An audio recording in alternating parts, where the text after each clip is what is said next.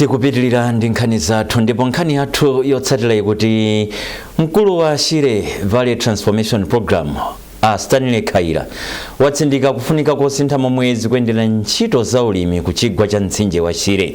Mu ripoti ili Emmanuel Twala akuunika zolinga za ntchitoyi komanso momwe ilili panopa.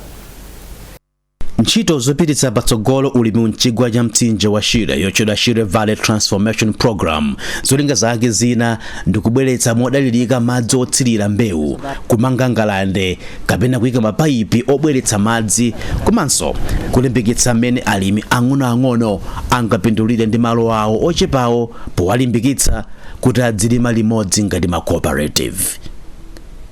Ntchito inanso ndiyo limbikitsa zinthu zonse zachilengedwe zimene zili mchigwachi kuphatikiza pa malo onse otetezedwa amene ali ndi zinthu zachilengedwe.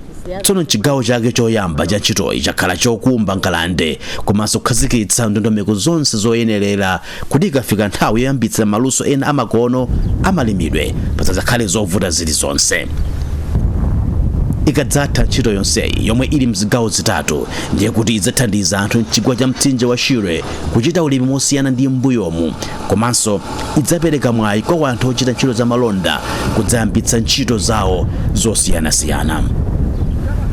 Ulendowu wa nthumwi zimene zikupereka chithandizo cha ndalama, akuluakulu aboma ogwira ntchitozi komanso amene akuyendetsa zonse za ntchitoyi akufuna kudzaona ndi kudzamva okha mene ntchitoyi ikuyendera.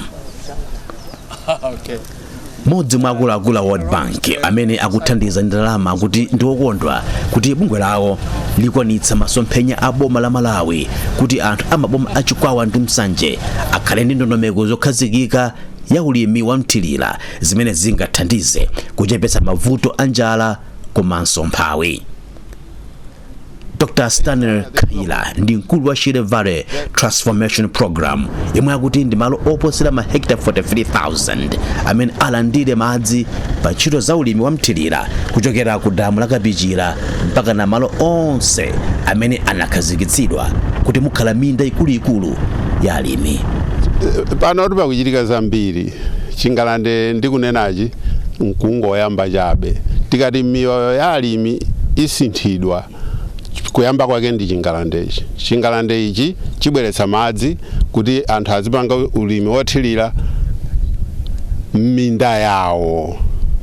Koma kodi kuti alimi amene wawo athe kupanga ulimi wothirira minda mwawo chiyene uchitika nchani? Chifukwa kumeneko ndiye kusintha kwa zinthu kumene kuyambirira.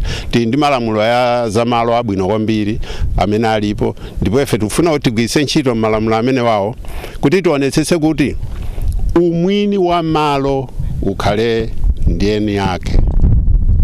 Kotero kuti ndinena pano anzathu akunduna wa zamalo agwira ntchito yotamandika kwambiri chifukwa ayesa malo yokwana 46,000 kuchuluka kwake amene wangori ali m'manja mwa alimi kunoko.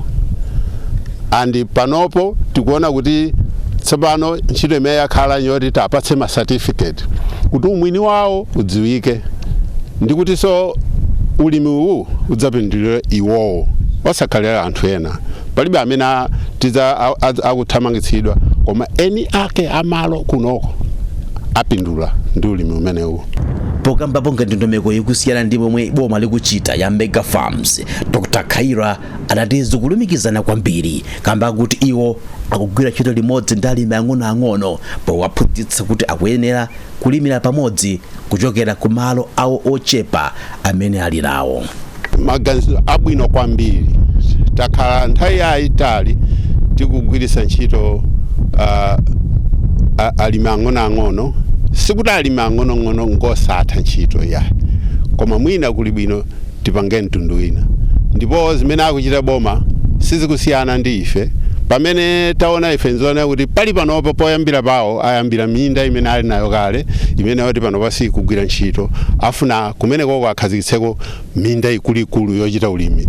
Zimenezi chimodzimodzi zimene tikuchita ifenso tikunena kuti alimi athu omwewo ang'onoang'onowa akhoza kukhala nawonso mugulu limeneli lochita minda ikuluikulu yochedwa mega farms.